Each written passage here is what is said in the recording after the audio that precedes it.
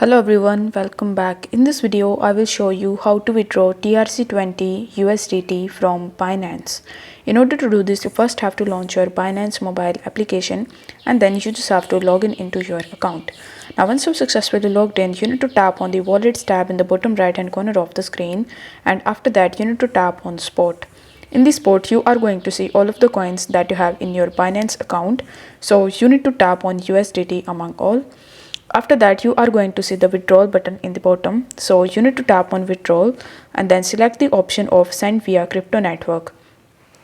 Once done, you will be landed on this send USDT page where it will ask you to provide the address where you want to withdraw your USDT from Binance.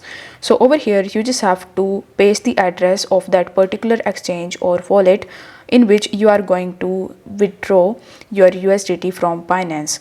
After that, in the network, you will have to tap on it and you need to select Tron or Trc20 network, and then you just have to enter the amount of USDT that you want to withdraw from here.